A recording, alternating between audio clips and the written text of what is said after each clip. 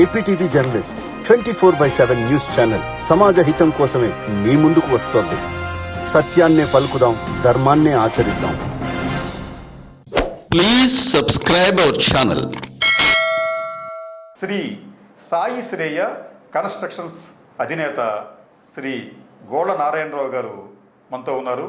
వారిని మన ఏపీటీవీకి సాధారణంగా ఆహ్వానిస్తున్నాం. నమస్తే. నమస్తే గోళ్ళ నారాయణరావు గారు. నమస్తే.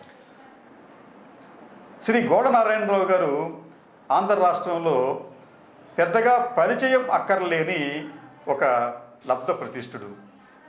ఆంధ్ర ఆర్ట్స్ అకాడమీ ద్వారా అనేక వందల కార్యక్రమాలు చేసి ఆంధ్రప్రదేశ్లో కళలు అలాగే సాంస్కృతిక వైభవ పునరుజ్జీవనానికి ఆయన నిరంతరం శ్రమిస్తూనే ఉన్నారు. ఒకవైపు ఆయన కళారంగంలో శ్రమిస్తూనే మరోవైపు నిర్మాణ రంగంలో కూడా ముందుకు వెళుతున్నారు. ఈ సవ్యసాచి కోళ్ళ నారాయణరావు గారిని మనం ప్రస్తుతం నిర్మాణ రంగానికి సంబంధించి కొన్ని సందేహాలను అడిగి నివృత్తి చేసుకుందాం. గోళ్ళ నారాయణరావు గారు, ముందుగా ఆర్థిక వ్యవస్థలో నిర్మాణ రంగ ప్రాధాన్యతను కాస్త మాకు వివరించగలరా? తప్పకుండానండి.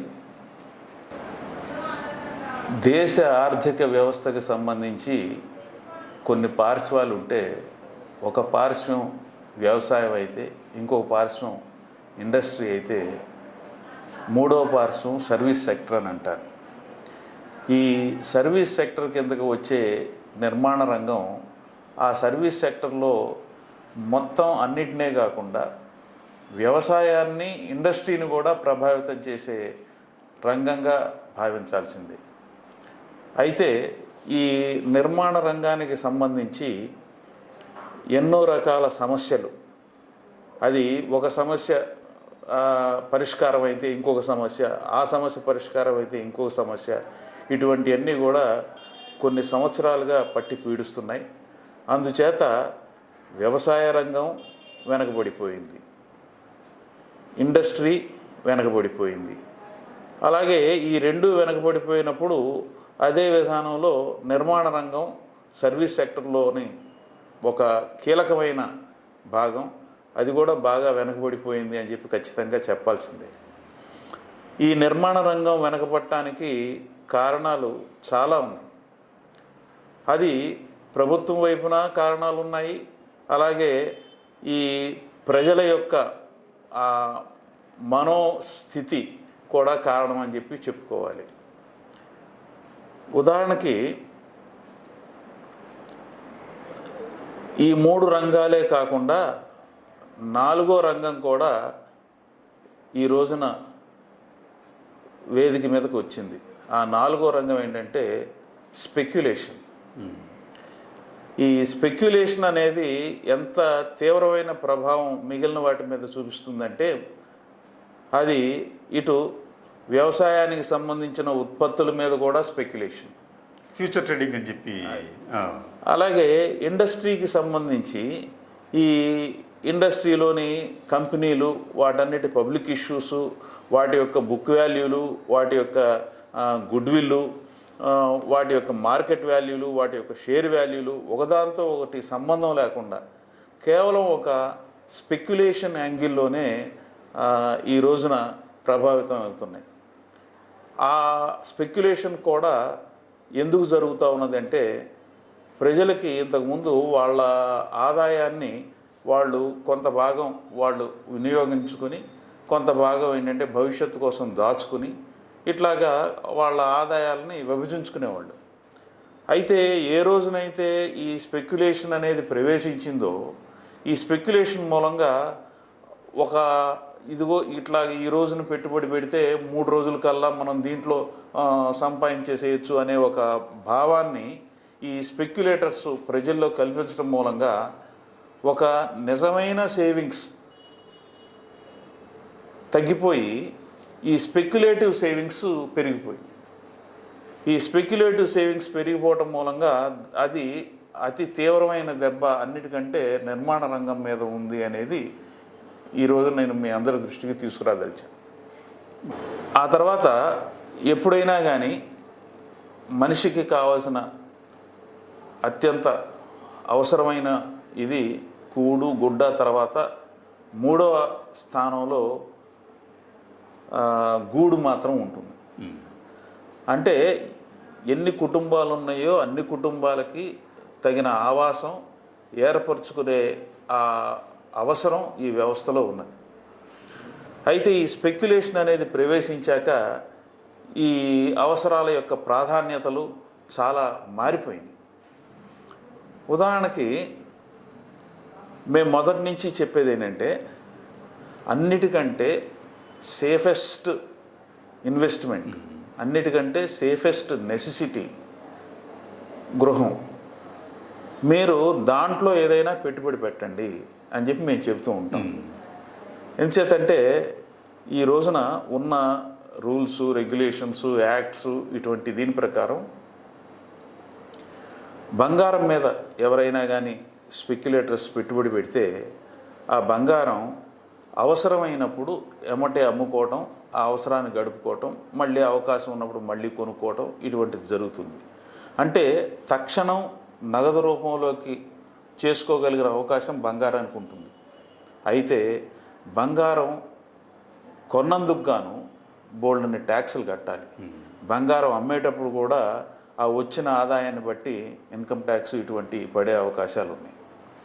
అలాగే బంగారం వచ్చేటప్పటికి నిరంతరం పెరిగే వస్తువు అయినప్పటికీ కూడా దాన్ని కొనాలి అని అన్నట్లయితే ఆ కొనటానికి ఏ రకమైన ప్రభుత్వ రంగ బ్యాంకులు కానీ ఇతర సంస్థలు కానీ అప్పివ్వవు.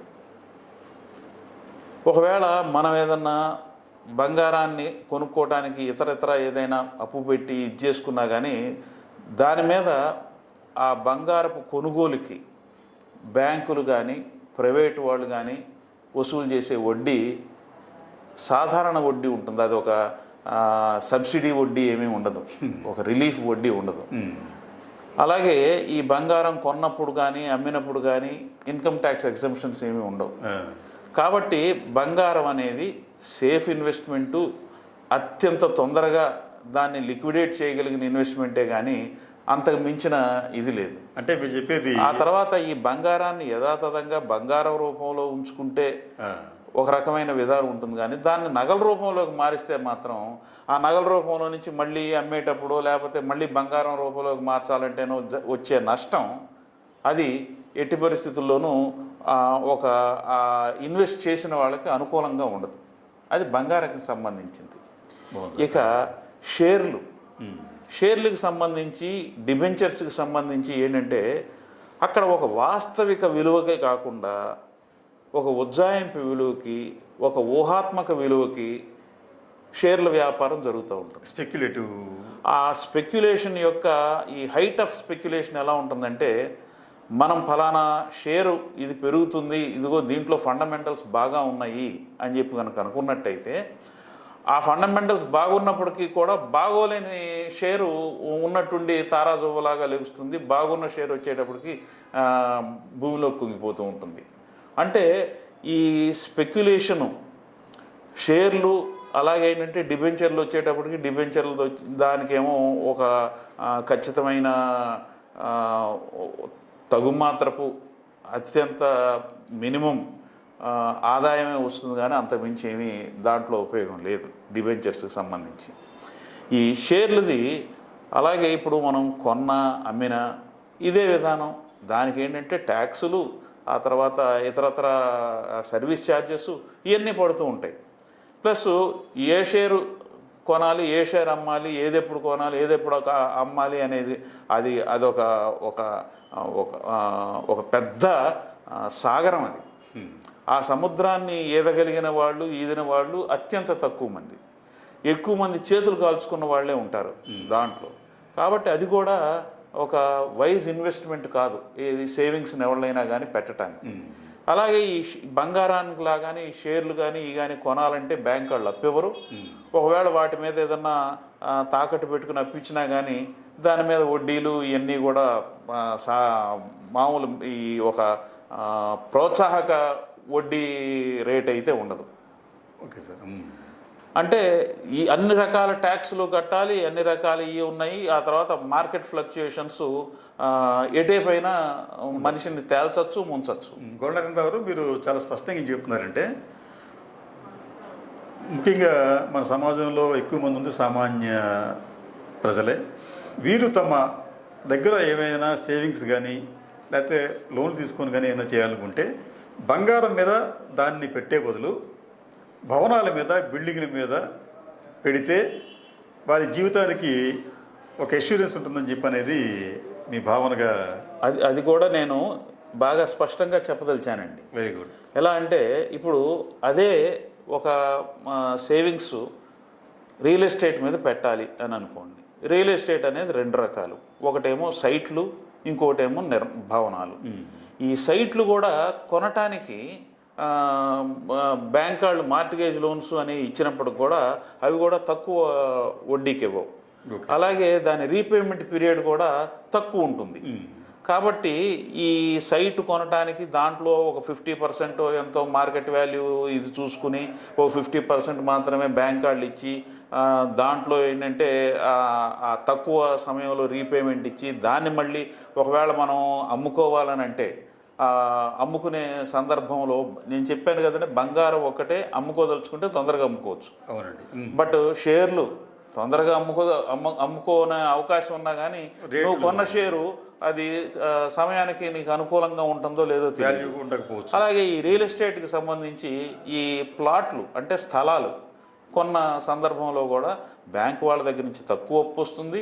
దానికి ఇన్కమ్ ట్యాక్స్ ఎగ్జంప్షన్స్ ఏమీ లేవు. వడ్డీనేమో సాధారణ వడ్డీనే పడుతుంది. మార్జిన్ మనీ ఎక్కువ కట్టాలి. ఇటువంటి సమస్యలు దీంట్లో ఉన్నాయి.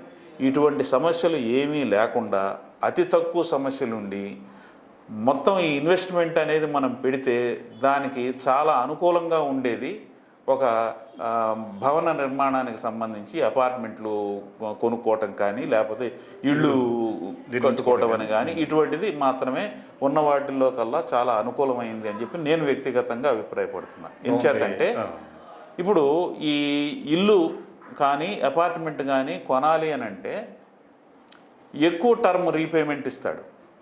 అలాగే వడ్డీ సబ్సిడీ వడ్డీ ఇస్తారు. ఆ తర్వాత మార్జిన్ మనీ 25% నుంచి 15% ఆ మధ్యలోనే పెట్టుకోవాలి. మిగిలినంతా కూడా బ్యాంక్ వాళ్ళు ఇస్తారు. కాబట్టి ఇప్పుడు మన దగ్గర ఉన్న డబ్బుతో ఎక్కువ ఆస్తిని మనం ఏర్పాటు చేసుకోవాలన్నా దానికి ఈ ట్యాక్స్ బెనిఫిట్స్ ఇటువంటి అన్నీ కూడా రావాలన్నా కేవలం ఈ ఉన్న మొత్తం అన్ని రకాల ఈ ఇన్వెస్ట్మెంట్లోకి నిర్మాణానికి సంబంధించింది అది కూడా అపార్ట్మెంట్లు, ఇళ్ళు మాత్రమే. దీంట్లో ఉండే ఇబ్బంది ఏమిటి? దీంట్లో ఉండే ఇబ్బంది ఏంటంటే మీకు బంగారం అమ్మినట్టుగా తొందరగా మీకు అమ్మలేము, తొందరగా రియలైజేషన్ రాదు. అది ఒకటే దీంట్లో ఉన్న ఇబ్బంది. అయితే ఒక ఇల్లు ఎవరైనా కొనుక్కునేటప్పుడు అది కనీసం ఆ ఇంట్లో ఒక 15 ఏళ్ల పాటు ఈ బ్యాంక్ లోన్ తీర్చుకోవాలని చెప్పి టర్మ్ పెట్టుకుని అలాగే కనీసం 25 ఏళ్ళు ఉండేటట్టుగా వాళ్ళు తీసుకుంటారు. అంటే ఒక పర్మనెంట్ ఇన్వెస్ట్మెంట్ అది. కాబట్టి పర్మనెంట్ ఇన్వెస్ట్మెంట్లో మనం ఇది చేతులు మార్చేసేసి డబ్బులు సంపాదించేసేయాలి, లాభాలు సంపాదించేయాలి అనే ఆలోచన పెట్టుకోకూడదు. కాబట్టి ఇవన్నీ దృష్టిలో పెట్టుకుని మేము ఉన్న వాటన్నిటిలోకి మంచిది, ఉన్న వాటన్నిటిలోకి అనుకూలమైనది ఈ అపార్ట్మెంట్లు కానీ ఇళ్ళు కానీ కొనటం అనేది మేము పెట్టుబడిదారులు అంటే ఈ సేవింగ్స్ చేసే వాళ్ళకి అలాగే అవసరం ఉన్న వాళ్ళకి చెబుతున్నాం. ఓకే, బాగుంది సార్. మీరు చక్కటి సలహా ఇచ్చారు మొత్తం యావత్ ప్రజానికానికి. బహుశా మీరు గతంలో బ్యాంకులో కూడా ఒక ఆఫీసర్గా పనిచేసిన అనుభవం ఉంది కదండి? అవును. సార్ ఏ బ్యాంక్ అది? ఆంధ్ర బ్యాంక్లో చేశాను. ఓ, ఎంతకాలం చేశారండి? 20 ఏళ్ళు చేశాను. ఓ, అయితే మీరు 20 ఏళ్ళు అంటే అది ఒక రకంగా చెప్పాలంటే సుదీర్ఘమైన కాలమే. బహుశా మీకు ఆ అనుభవంతో కూడా మీరు ఈ రోజున మా ప్రేక్షకులకి చక్కటి సలహా ఇచ్చారు. అందుకు ధన్యవాదాలు నారాయణరావు గారు. అలాగే మనం ఇంకొక విషయానికి వచ్చేటప్పటికి ఈ నిర్మాణ రంగానికి సంబంధించి దీంట్లో కూడా మీరు చాలా కాలం నుంచి విశేషమైన కృషి చేస్తున్నారు.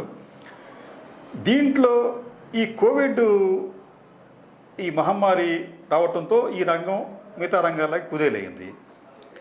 ఈ కోవిడ్కి ముందు ఈ రంగంలో మీరు ఎదుర్కొన్న ప్రధానమైన సమస్యలు ఏమిటంటారు? ఈ భవన నిర్మాణ రంగంలో భవన నిర్మాతలకి ఎన్నో రకాల ఇబ్బందులు అయితే ఖచ్చితంగా ఉన్నాయండి. ఆ ఇబ్బందులన్నీ ఎదుర్కొంటూ ఆ ఇబ్బందులన్నీ కూడా అధిగమించుకుంటూ వాస్తవానికి ఈ ప్రజలకి కావాల్సిన ఆ ఆవాసాన్ని అందించడం విషయంలో ఎక్కువ మంది భవన నిర్మాతలు ఆ ఆత్మసంతృప్తి ఆ సంతోషం పొందుతున్నారు.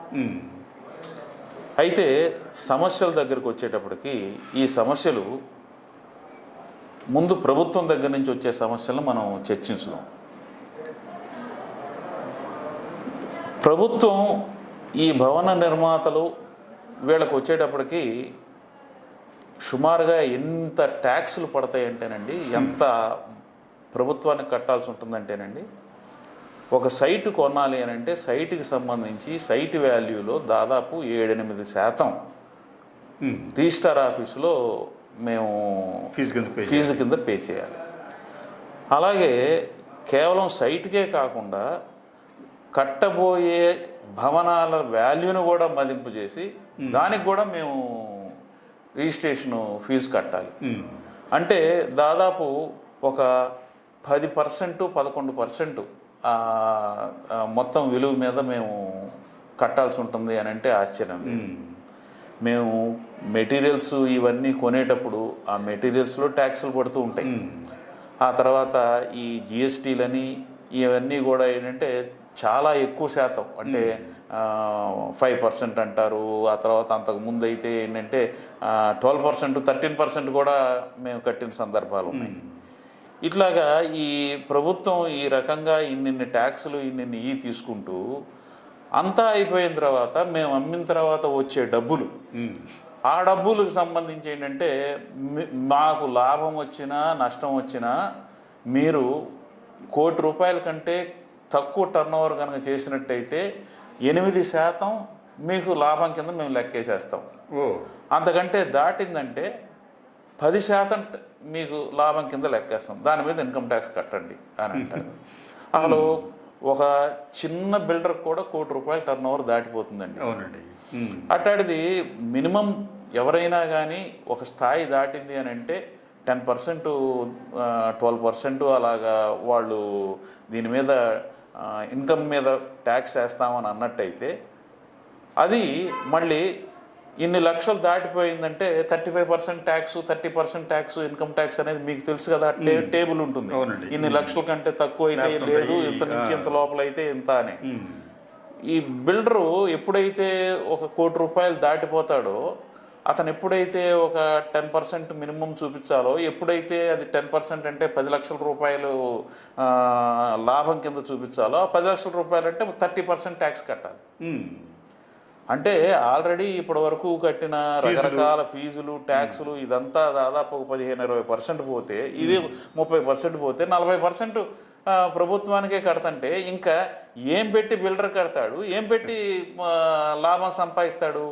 అందుకని ఏం జరుగుతూ ఉన్నదంటే వాస్తవిక విలువలను దాచి, అంటే నంబర్ 2 అమౌంట్ అనేది బలవంతంగా అంటగట్టబడుతోంది, బలవంతంగా ప్రోత్సహించబడుతోంది ఈ ప్రస్తుతం వ్యవస్థలో అని చెప్పి నేను చాలా స్పష్టంగా చెప్పదలిచాను. నిర్మూలంగా చెప్పారు, మీరు నిర్భయంగా చెప్పారు. అవును. ఇక ఈ ఇంకొకటి ఏంటంటే అలా కాదు, మేము యాక్చువల్గా ఈ రోజున ఫలానా చోట ₹1,00,000 ఉందంటారు, కానీ మార్కెట్ విలువ వచ్చేటప్పటికి, రిజిస్టర్ ఆఫీస్ విలువ వచ్చేటప్పటికి 60,000 ఉంటుంది. దాంతో కొనుక్కునేవాళ్ళు 60,000కే చేయించుకోవడానికి ప్రిపేర్ అవుతారు, అమ్ముకునేవాళ్ళు 60,000కి చేయించుకోవడానికి ప్రిపేర్ అవుతారు. కొన్ని సందర్భాల్లో ముఖ్యంగా ఈ పాండమిక్ వచ్చాక రిజిస్టార్ ఆఫీస్ విలువ కూడా లేదు చాలా చోట్ల, ఇంకా బాగా తగ్గిపోయింది.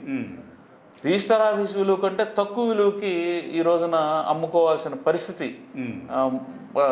నిర్మాణ రంగంలో ఉన్నది. అప్పుడు సపోజ్ ఉదాహరణకి ఏంటంటే ఒక ₹50 లక్షల రిజిస్టర్ ఆఫీస్ వాల్యూ ఉంటే 45 లక్షలకే అమ్మితే మేము 45 లక్షలకి అమ్మామో మొర్రో అని చెప్పి అన్నా కానీ ఇవాళ ఉన్న ప్రభుత్వ రూల్స్ ఏం చెప్తున్నాయంటే నువ్వు ఆ 5 లక్షల రూపాయలు అటు కొనుక్కున్న వాడికి లాభం కింద వేసి వాడి ఆదాయానికి కలిపి వాడి ఇన్కమ్ ట్యాక్స్ కట్టాలి.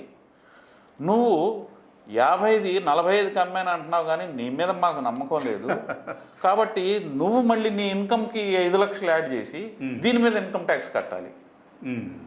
అంటే నేను యాక్చువల్గా 50 లక్షలది 50 లక్షలు చూపించినట్టయితే నేను ఒక్కడనే కట్టాలి. తక్కువ కమ్మాను మొర్రో అని చెప్పి తక్కువ కమ్మితే నేను కట్టాలి, అవతలాడు కట్టాలి. ఇది చూడండి, ఏంటంటే ఇప్పుడు ప్రభుత్వం ఏ రకంగా ఒక వాస్తవికమైన దృక్పథం లేకుండా, ఒక శాస్త్రీయమైన దృక్పథం లేకుండా ఏ రకంగా ట్యాక్సేషన్ చేస్తుంది, అది ఆ ట్యాక్సేషన్లో ఏ రకమైన న్యాయము ధర్మము లేదు అనేది ఈ సందర్భంగా నేను మీ అందరి దృష్టికి తీసుకొస్తున్నా. ఇక ఈ రిజిస్ట్రార్ ఆఫీసు, ఈ మార్కెట్ వాల్యూ అనేది అది ఒక బ్రహ్మ పదార్థం. ఇప్పుడు పాత రోజుల్లో అంటే దాదాపు ఒక 25-30 ఏళ్ల క్రితం సూర్యారావుపేట అంతా ఒక రేటు ఉంటే, ప్రజాశక్తి నగర్ అంతా ఒక రేటు ఉంటే, అట్లాగేంటంటే మొత్తం ఊరు మొత్తం మీద ఒక 10 పేటలో 20 పేటలు 50 పేటలు 50 రేట్లు అలా ఉండేది. ఆ తర్వాత ఏం చేశారంటే ఈ కంప్యూటరైజేషన్ వచ్చింది. కంప్యూటరైజేషన్ వచ్చాక ఈ రోడ్డు ఈ రేటు, ఈ రోడ్డు ఈ రేటు అని చెప్పి రోడ్డు వారీగా రేట్లు నిర్ణయించారు. ఒక 4-5 రోడ్లు కలిపి ఒక రేటు, లేకపోతే ఒక రోడ్డే ఒక రేటు, అలాగా ఒకే పేటలో వేరువేరు రేట్లుగా నిర్ణయించారు. మేమేమంటామంటే ఒకే పేటలో వేరువేరు రేట్లుగా నిర్ణయించడం అంటే ఒక మ్యాక్రో లెవెల్ నుంచి మైక్రో లెవెల్కి మీరు ప్రయాణిస్తున్నారు, చాలా సంతోషం మాకు. అయితే ఆ మైక్రో లెవెల్లో సగం దూరం ప్రయాణించి ఎందుకు ఆగుతారండి? ఒకే రోడ్లో సెంటర్కి దగ్గరగా ఉన్నది రేటు ఒక రకంగా ఉంటుంది, సెంటర్కి దూరంగా ఉన్నది ఒక రేటు ఉంటుంది. ఇది మీరు గుర్తించి ఎట్లాగో కంప్యూటరైజేషనే కదా, కాబట్టి ఇదిగో ఈ రోడ్లో ఇదేమో సెంటర్కి దగ్గరగా ఉంది కాబట్టి ఈ రేటు, ఇదేమో సెంటర్కి దూరంగా ఉంది కాబట్టి ఈ రేటు అని చెప్పి మీరు న్యాయంగా నిర్ణయించండి.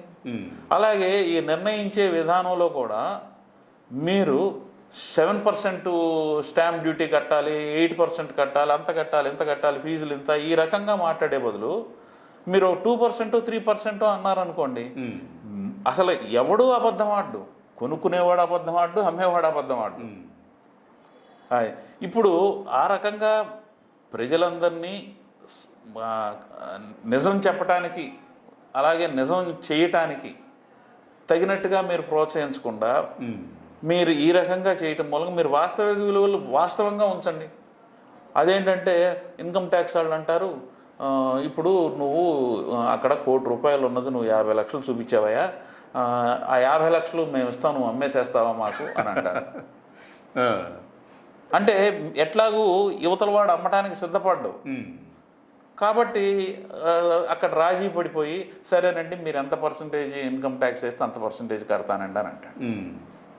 మీరు ఏమి తీసుకుంటే అది అదే స్టాండర్డ్గా అంటే తీసుకుంటే అంటే మీరు వేరే రకంగా అపార్థం చేసుకోవద్దు, ఏ రకమైన ఆదాయ విలువ తీసుకుంటే అని నేను అనేది. తీసుకుంటారు వాళ్ళు అంటే ఇప్పుడు ఒకటి సార్, ఇవాళ అంతా కూడా కంప్యూటరైజ్ అయిపోయిందండి, అంతా కూడా ఆన్లైన్ అయిపోయిందండి. అందుకని ఏంటంటే ఉన్న కొందికి ఒక నిజం వైపు ప్రయాణం మొదలైంది. ఆ ప్రయాణం మొదలైంది ఏంటంటే తగ్గిందంటారు మీరు? నా ఉద్దేశం ప్రకారం తగ్గిందండి. అది నాకు కనపడుతుంది. ఓకే, గుడ్, మంచి పరిణామమే కదండి, మంచి పరిణామం అది. అది ఇంతకు ముందు అంత లేదు. అది అంటే ఇది నేను ఈ రకంగా మాట్లాడచ్చో లేదో నాకైతే తెలియదు, కానీ ఇంతకు ముందు ఉన్నట్టుగా ఇప్పుడు మాత్రం కరప్షన్ లేదనే చెప్పుకోవాలి, దాంట్లో ఏమీ అనుమానం లేదు. పైగా అంతా ఆన్లైన్ అయిపోయింది. అంతా ఆన్లైన్ అయిపోయాక ఎవరు ఇందులో చేయగలిగింది ఏమీ లేదు అనేది అటు వాళ్ళకి ఇటు వాళ్ళకి పూర్తిగా తెలిసిపోయాక ఇటు వాళ్ళు ఇవ్వటానికి సిద్ధపడరు, అటు వాళ్ళు తీసుకోవటానికి ధైర్యం చేయరు. అది నారాయణరావు, మీరు ఇప్పటిదాకా మనకి ప్రభుత్వ విధానాల వలన, ప్రభుత్వ శాఖల వాళ్ళ విధాన నిర్ణయాల వలన పడుతున్న ఇబ్బందులు కావచ్చు, ఇతరత్ర అంశాల గురించి మీరు చర్చించారండి. ఒకసారి మనం మెటీరియల్ వైపు వద్దామండి. ఈ సిమెంటు, ఇసుక, ఐరన్ ఇటువంటి వాటికి సంబంధించి మనం మాట్లాడుకునే ముందు గతంలో ఏంటంటే సాధారణంగా ఒక యావరేజ్ కన్స్ట్రక్షన్ కాస్ట్ సుమారుగా చదరపాడుకి 1000 రూపాయల నుంచి 1200 అవుతుందని చెప్పి అనుకునేవాళ్ళం కదా. ఇప్పుడు అది ఎంతవరకు అయ్యిందంటారు? ఈ మెటీరియల్ కాస్ట్కి సంబంధించి మీరు పడుతున్న ఇబ్బందులు ఏంటి? ఇప్పుడు ఈ మెటీరియల్ కాస్ట్ అనేది పెరగటం సర్వసాధారణం అండి. ఆ తర్వాత కొన్ని ఐటమ్స్ వచ్చేటప్పటికి వాస్తవంగా మిగిలినవన్నీ పెరిగినంత పెరగలేదు అని చెప్పి ఒక వాస్తవం కటువుగా ఉన్నా కానీ ఏంటి సార్ ఆ వస్తువులు ఏంటంటే అవి? ఉదాహరణకి మిగిలిన వస్తువులన్నీ పెరిగినట్టుగా సిమెంట్ పెరగల. కానీ ఇప్పుడు మీకు 400 రూపాయలు అయిపోయింది కదండి. అంటే మరి అదే 20 ఏళ్ల క్రితం చూసుకుంటే 20 ఏళ్ల క్రితం సపోజ్ ఒక 100 రూపాయలు 100 రూపాయలు ఉందనుకోండి, అది వాస్తవానికి ఒక బ్యాంకు వడ్డీ వేసుకున్నా కానీ 400 రూపాయల కంటే ఎక్కువే ఉండాలండి. ఇప్పుడు కొన్ని ఐటమ్స్ ఎట్టి పరిస్థితుల్లోనూ పెరగాల్సినంత పెరగల. ఇసుక ఇటువంటివన్నీ కూడా అంటే పెరగకూడని స్థాయిలో పెరిగినాయి. ఏం సార్? అలాగే ఐరన్ పరిస్థితి అండి. ఐరన్ కూడా 20 ఏళ్ల క్రితం ఉన్న రేటు ఇప్పుడు రేటు ఇట్లా కంపేర్ చేసుకుంటా ఉంటే మధ్యలో కొన్ని సంవత్సరాలు కొన్ని నెలలు పెరుగుదల ఉంది. కానీ ఓవరాల్గా మాత్రం ఏంటంటే ఈ మెటీరియల్స్ నాకు తెలిసి ఇసుక ఒక్కటి తప్ప మిగిలినవన్నీ కూడా అంటే ఉదాహరణకి ఇప్పుడు ఒక 20 ఏళ్ల క్రితం బంగారం ఎంత ఉంది, ఇప్పుడు ఎంత ఉంది, 20 ఏళ్ల క్రితం ఐరన్ ఎంత ఉంది, ఇప్పుడు ఎంత ఉంది, సిమెంటు అలాగే ఈ 2 దశాబ్దాల తర్వాత ఎలాగుంది, ఇలాంటివన్నీ కంపేర్ చేసినట్టయితే ఎట్టి పరిస్థితుల్లోనూ ఇండస్ట్రీస్ తయారు చేసే మెటీరియల్స్ పెరగల. Okay, good. పెరగాల్సినంత పెరగల ఇండస్ట్రీస్ తయారు చేసే మెటీరియల్స్. ఇక ఈ ఇతర మెటీరియల్స్ ఖచ్చితంగా పెరిగినాయి, అది చెప్పుకోవాలి. అయితే ఇప్పుడు ఈ లేబరు ఇటువంటివన్నీ పెరిగినాయి. వాళ్ళని మనం మీరు ఇట్లా రేట్లు పెరిగినాయి అని చెప్పి మనం వాళ్ళని ఒక సూటి ప్రశ్న కనుక వేసినట్టయితే వాళ్ళు మనల్ని ఒక సూటి ప్రశ్న వేయచ్చు. ఏంటంటే 20 ఏళ్ల క్రితం మీ జీతం ఎంత, ఇప్పుడు ఎంత, 20 ఏళ్ల క్రితం మీ డిఏ ఎంత, ఇప్పుడు ఎంత, అట్లాగా ప్రశ్న వేయచ్చు. అంటే కేవలం ఖర్చులు పెరిగినాయి రేట్లు పెరిగినాయి అనకుండా ఆదాయం కూడా ఎలా పెరిగింది. అయితే ముఖ్యంగా దీంట్లో గుర్తించాల్సింది ఏంటంటే పెరిగిన ఆదాయానికి కొనుగోలు శక్తి పెరగల. అది వేరే రకమైన ఆర్థికపరమైన అంశం. ఇప్పుడు ఆ రోజుల్లో 500 రూపాయల జీతగాళ్ళు కూడా చాలా సౌకర్యవంతంగా సుఖవంతంగా ఖర్చు పెట్టుకుని నెలకి ఏంటంటే 150 రూపాయలు దాచుకునేగలిగేవాళ్ళు. ఇవాళ 50,000 రూపాయల జీతం వచ్చినా కానీ వాళ్ళకున్న కొనుగోలు శక్తి తగ్గటం మూలంగా అయితే ఏంటి, ఆ తర్వాత ఈ సేవింగ్స్ అనేది పక్కన పెట్టి కేవలం సౌకర్యాలు విలాసాలు ఇటువంటి వాటి పట్ల కొద్దిగా ఖర్చు చేయటం అయితే ఏంటి, వీటన్నిటి మూలంగా చాలా అప్పులో ఉన్నాడు. ఇప్పుడు ఏంటంటే 3వ వంతు ఆదా చేసుకునేటట్టయితే ఇప్పుడు 3వ వంతు అప్పు చేస్తున్నాడు ఆదాయం మీద. దానికి కారణం కొనుగోలు శక్తి తగ్గటం ఒకటి, ఆ తర్వాత ఈ అనవసరమైనవి ఈ గ్లోబల్ మార్కెట్ యొక్క మార్కెటింగ్ ప్రభావంతో ఈ రకంగా జరుగుతుంది. ఇప్పుడు ఆ రోజుల్లో ఇదిగో నాకు ఒక 100 గజాలు ఉంటే చాలు, ఒక 2 గదులు ఉంటే చాలు, ఒక డాబా వేసుకుంటాను, అవసరమైతే ఒక పాక వేసుకుంటాను, ఇట్లా ఆలోచించేవాళ్ళు. ఇల్లు కట్టుకునేవాళ్ళు, ఇల్లు కావాలనుకునేవాళ్ళు. ఇవాళ అట్లా ఆలోచించడానికి లేదు. ఎందుకంటే మన పక్కనాడు డబుల్ బెడ్రూమ్ ఉందంటే మనకి 3 బెడ్రూమ్ కావాలి. మన పక్కనాడు 2 అంతస్తులు కట్టుకుంటే మనం 3 అంతస్తులు కట్టుకోవాలి. ఇలాగ ఒక పోటీ ప్రపంచం, అన్హెల్దీ పోటీ ప్రపంచంలో మనం ఇదిగో వాడు ఇదిగో పలానా వాచ్ కొన్నాడు, పలానా సెల్ ఫోన్ కొన్నాడు. మనం కూడా ఏంటంటే అదే బ్రాండ్ కొనకపోతే వాడు ఎదురుపడినప్పుడు ఏంటంటే మనదేమో డకోటాను, వాడిదేమో ఇంకోటి లాగా ఉంటే ఎలాగా, అటువంటి ఒక ఫాల్స్ దీనికి తీసుకెళ్ళిపోయారు. అందుచేత ఇప్పుడు ప్రస్తుతం ఈ వినియోగం, డబ్బుల వినియోగం కనీస అవసరాలకు కాకుండా సౌకర్యాలు కూడా దాటి విలాసాలకు ఎక్కువ ఖర్చు పెడుతున్నారు. కాబట్టి ఈ ఆర్థిక వ్యవస్థ ఈ రకంగా దెబ్బతింది. ఎప్పుడూ కూడా మేము ఈ ఆర్థిక వ్యవస్థని సరైన దారిలో పెట్టాలి అని అంటే మేమేం చెప్తూ ఉండేవాళ్ళం అంటే, ఏ వస్తువు తయారు చేస్తే ప్రజలు అవసరానికి కొనుక్కుంటారో ఆ వస్తువులే తయారు చేయాలి. ఓకే, ప్రజలు కూడా ఆ వస్తువులే కొనాలి. ఇప్పుడు ఏ వస్తువు తయారు చేస్తే ఒక ఈ ఆర్థిక వలయం, ఒక రొటేషన్ తొందరగా తిరుగుతుందో ఆ వస్తువులు తయారు చేయాలి. అంటే ఉదాహరణకి ఒక రైతు ఒక పొలం ఉంది, ఆ పొలంలో ఏంటంటే 3 నెలలకు ఒకసారి పంట వస్తుంది. ప్రభుత్వం తన దగ్గర ఉన్న డబ్బులు 3 నెలలకు ఒకసారి పంట వచ్చే రైతుకు సహాయం చేసే పని చేయాలా, లేకపోతే ఒక రోడ్డు ఉంది, ఒక రోడ్డు వేస్తే ఆ రోడ్డు దాని తాలూకు దాని మీద పన్నులు ఇవన్నీ వేసి ఇంత చేస్తే ఏంటంటే ఎప్పటికొచ్చాను అది ఆ రోడ్డు వేసిన తాలూకు డబ్బు ప్రభుత్వానికి వెనక్కి. అదే ఆ రైతు కోసం ఒక కాలువ కనుక ఇది చేసినట్టయితే ఆ రైతు 3 నెలలకి ఏంటంటే పంట తీస్తాడు. కాబట్టి దాంట్లో ఈ లెవీ అనేది ఉంటుంది. కాబట్టి ఈ ప్రభుత్వానికి తిరిగి ఆదాయం వస్తుంది. అట్లాగే ప్రభుత్వం తన వనరుల్ని తొందరగా రొటేషన్ చేసే దానికి ఎట్టాగైతే తిప్పుకోవాలో కుటుంబం కూడా అంతే. కుటుంబం కూడా ఆ రకంగానే చేయాలి. తనకి అక్కర్లేనివి ఇవన్నీ కూడా ఏంటంటే అనవసరం. అలాగే ఈ రోజున ఇంతకుముందు పెట్రోల్ రేట్ ఏంటంటే ₹1 ₹2 పెరిగితే సబ్ కలెక్టర్ ఆఫీసు దగ్గర ఒక 200 మంది 300 మంది పోగై ధర్నా చేసేవాడు. ఇవాళ ₹20 పెరిగినా ధర్నా చేసేవాడు లేడు. దానికి కారణం ఏంటి అని చెప్పి మేము ఆలోచించాం. ఆ రోజుల్లో మేము వాళ్ళందరినీ బాగా గౌరవించేవాళ్ళం. ఎందుకంటే మాకు స్కూటర్లు ఉండేవి, మాకు కార్లు ఉండేవి. అక్కడికి వచ్చి ₹2 పెట్రోల్ రేట్ పెరిగిందని చెప్పి ధర్నా చేసేవాళ్ళకి కనీసం సైకిల్ కూడా ఉండేది కాదు.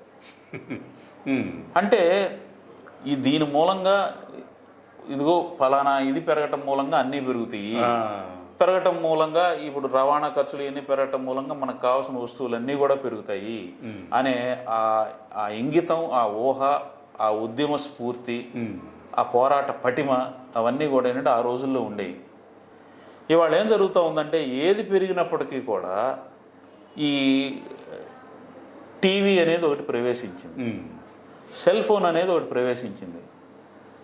నేను వెళ్ళి కలెక్టర్ గారి ఆఫీస్ దగ్గరికి వెళ్ళి నేను పోరాటం చేయనా, లేకపోతే ఏంటంటే ఇవాళ కరెక్ట్గా ఆ టైంలో వచ్చే టీవీ సీరియల్లో ఈ వదిన గారు ఏంటంటే ఆడబడుచుతో ఏమంటుంది, ఈ అత్తగారు ఈ కోడలతో ఏమంటుంది అనేది ఏంటంటే మిస్ అవ్వకుండా చూడనా. అంటే మనం ఈ రోజున మన యొక్క జీవన విధానాన్ని, ఆలోచన విధానాన్ని, మన కార్యాచరణ సరళిని మనం పూర్తిగా మార్చేసేసుకున్నాం. మనం మార్చేసేసుకోవటం మూలంగా మీదో మీదే, వాళ్ళదో వాళ్ళదే. ఆ తర్వాత ఈ రోజున ధర్నా కూడా నేను ఏ ప్రభుత్వ ఆఫీస్ దగ్గర అయితే చేస్తే ప్రభుత్వం దృష్టికి నేరుగా వెళ్తుందో అక్కడ నేను చేయటానికి నాకు హక్కు లేదు. నేను ఈ రోజున ప్రభుత్వం వాళ్ళు పలానా అలంకార్ టాకీ సెంటర్లో కాస్త ఒక ప్లేస్ ఇచ్చాము, ఆ ప్లేస్కి వెళ్ళి నువ్వు ధర్నా చేయి, దానికి ధర్నా చౌకు అని అంటే అక్కడికి వెళ్ళి వాళ్ళ అనుమతి పొంది ధర్నా చేయాలి. అంటే ఒక ప్రజాస్వామిక నిరసన తెలియజేయటానికి కూడా ఒక పక్కన హక్కు లేదు, ఇంకో పక్కన నిరాసక్తత. ఈ రెండిటి మూలంగా ఈ ఆర్థిక వ్యవస్థ ఎన్నో రకాలుగా పెనుభారంగా, పెను మార్పులతో మనందరికీ ఈ రోజున ఎంతో కష్టాలు కలిగిస్తున్నమాట 100% వాస్తవం. అయితే వీటన్నిటికీ సమాధానం చెప్పగలిగింది వ్యవసాయము, భవన నిర్మాణం అని మాత్రం నేను ఖచ్చితంగా చెప్తాను. బాగుందండి అంటారు. చివరిగా ఇప్పుడు భవన నిర్మాణానికి సంబంధించి ఈ బిల్డర్ల మీద ప్రజలకి నమ్మకం సడలుతుందా అన్న అనుమానాలు కొన్నిసార్లు వ్యక్తమవుతున్నాయండి. ఎందుకంటే బిల్డర్లు అప్పటికప్పుడు ఏదో తూతూ మంత్రంగా కట్టేసి నాణ్యత లేని మెటీరియల్స్ వాడి వాటిని అమ్మేసుకుని చేతులు దులుపుకొని వెళ్ళిపోతున్నారని చెప్పి ఒక అపవాదం ఎదుర్కొంటున్నారు. ఇప్పుడు ఇది నిజంగా ఇది సమస్య ఉందంటారా? ఉంటే దాన్ని ఎట్లా మనం అధిగమించాలి? ఇప్పుడు బిల్డర్లలో 2 వర్గాలు ఉంటారండి. ఒకటి ఏంటంటే వన్ టైం బిల్డర్సు, ఇంకొకళ్ళేమో కంటిన్యూస్ బిల్డర్స్. మీరు చెప్పే విషయాలు, ఈ ఇబ్బందులు వన్ టైం బిల్డర్స్తో వస్తాయేమో కానీ కంటిన్యూస్గా బిల్డర్స్ ప్రొఫెషన్లో ఉన్న వాళ్ళతో అంత రావు. వచ్చినా కానీ అవి సానుకూలంగానే అవి సాల్వ్ అయిపోతాయి. అది ఇప్పుడు ఈ వన్ టైం బిల్డర్స్ మూలంగా ఇటువంటి సమస్యలు ఉన్నాయి. వాళ్ళు అప్పటికప్పుడు తాత్కాలికంగా ఏదో ఒకటి చేసేసి వెళ్ళిపోవటము అనేది. అయితే ఈ రోజున ఎప్పుడైతే కస్టమర్ అవేర్నెస్ వచ్చిందో, అంటే గత కొన్నేళ్లుగా ఎప్పుడైతే కస్టమర్ అవేర్నెస్ వచ్చిందో, ఈ రోజున అటువంటి నాసిరకం నిర్మాణాలను ఇంకోటనో అవి తగ్గిపోయినాయి అని నేను అనుకుంటున్నానండి.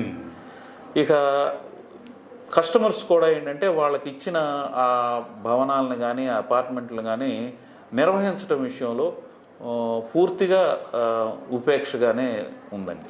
అంటే బాత్రూంలో టైల్స్ వేస్తారు, టైల్కి టైల్కి మధ్యలో సిమెంట్ ఉంటుంది. వీళ్ళు ఏం చేస్తారు, మురికి పట్టిందని చెప్పి ఆ యాసిడ్ వాష్ చేస్తారు. యాసిడ్ వాష్ చేసినప్పుడు ఆ టైల్కి మధ్యలో సిమెంట్ పోతుంది. నీళ్లు వాడినప్పుడు ఏంటంటే ఆ అడుగుకి వెళుతుంది. కాబట్టి ఏం చేయాలి, ఎప్పుడైనా కానీ ఇటువంటి ఇవన్నీ చేస్తే కనీసం 2-3 సార్లు యాసిడ్ వాష్ చేసినప్పుడు, లేకపోతే 6 నెలలకు ఒకసారి సిమెంట్ పెట్టించుకోవాలి. లేదంటే ఈ రోజుల్లో ఎపాక్సీలని, ఇంపోర్టెడ్ గ్రౌట్స్ అని ఇటువంటివన్నీ కొత్తవి వచ్చినాయి. అవి పర్మనెంట్గా అవి పెట్టుకోవాలి. లేకపోతే నవీన నిర్మాణాలు కనుక కడితే బిల్డర్లే పెడుతున్నారు.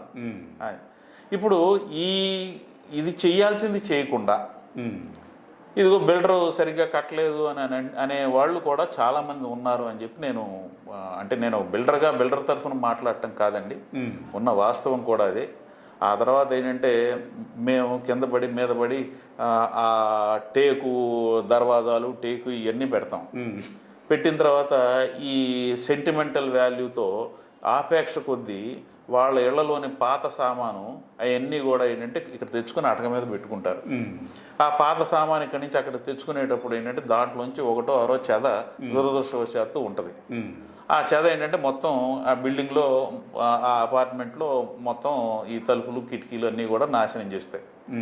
బిల్డర్ సరైన టేక్ పెట్టలేదు అంటారు. అంటే ఏంటంటే ఇప్పుడు ఎదుటి వాళ్ళ మీద ఒక ఆరోపణ చేయటమో, నెపం వేయటమో తేలిక, దాన్ని తెలుసుకోవాలి. ఈ పైపులు ఉంటాయి, పైపులు అవి ఏంటంటే నీళ్ళు వెళ్తాయి, లేకపోతే అంటే వాటరీ ఏదైనా కానీ వెళ్ళాలి. అవి ఎందుకు బ్లాక్ అవుతాయండి? చెత్తా చెదారం వీళ్ళు వేస్తారు. చెత్తా చెదారం వేసి అవి ఇది చేసినప్పుడు ఒక పుల్ల తీసుకుని ఏంటంటే టపా కొడతారు. అది ప్లాస్టిక్ కాబట్టి పగులుతుంది. పగిలినప్పుడు లీక్ అవుతుంది. ఆ లీక్ అయినప్పుడు ఏంటంటే మొత్తం ఇల్లంతా కూడా ఇబ్బంది వస్తుంది. ఇప్పుడు నిర్వహణ లోపం మూలంగా జరిగే సమస్యలు ఎక్కువగా ఉంటున్నాయండి. ఇవాళ ప్రతి బిల్డరు కూడా నిర్మాణ లోపాల కన్నా కూడా నిర్వహణ లోపాలు ఎక్కువ ఉండటం వల్లనే ఈ రోజున సమస్యలు వస్తున్నాయండి. ఈ రోజున అమ్ముకోవాలి అని కట్టే ప్రతి ఒక్క బిల్డరు కూడా శుభ్రంగానే కడుతున్నాడు, మంచి మెటీరియలే వాడుతున్నాడు. మంచి మెటీరియల్ వాడకపోవటం ఏమీ లేదు.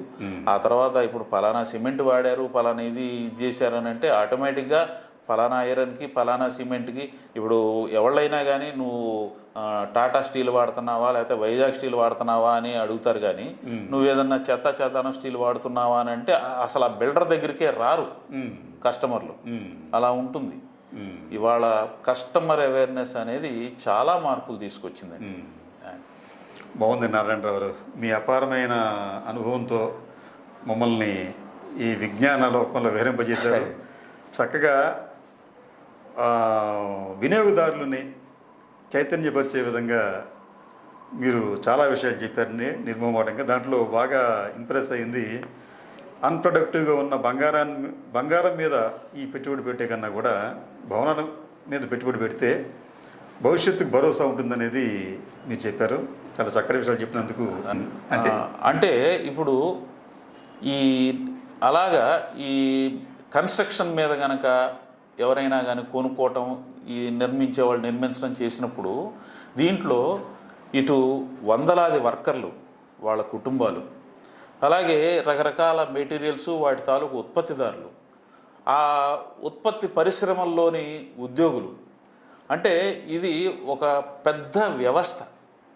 ఇంత వ్యవస్థని మనం ప్రోత్సహించినట్టును, ఇంత వ్యవస్థను మనం ఆర్థికంగా వాడుకుంటున్నట్టు అవుతుంది. ఇప్పుడు ఒక మనిషి దగ్గర ₹1 కోటి వస్తే ఆ ₹1 కోటి ఆ మనిషి దగ్గర ఉంటే అది అన్ప్రొడక్టివ్. అదే ₹1 కోటి 1000 మంది మీద తలా ఒక ఇది ఇలాగ పంచితే అప్పుడు అది ప్రొడక్ట్. అట్లాగా ఈ వ్యవస్థ రన్ అవ్వాలంటే ఏంటంటే ఒక మనిషి దగ్గర నుంచి ఇంకొక మనిషి దగ్గరికి డబ్బు వెళ్లాల్సిందే. రొటేషన్ జరగాలి. ఆ రొటేషన్ని చేసే అతి బాగా ఎక్కువ రొటేషన్ చేసే వ్యవస్థ రంగం నిర్మాణ రంగం అని ఖచ్చితంగా చెప్పాలి. ఓకే సార్, బాగుంది నారాయణ గారు, చక్కటి విషయాలు చెప్పారు.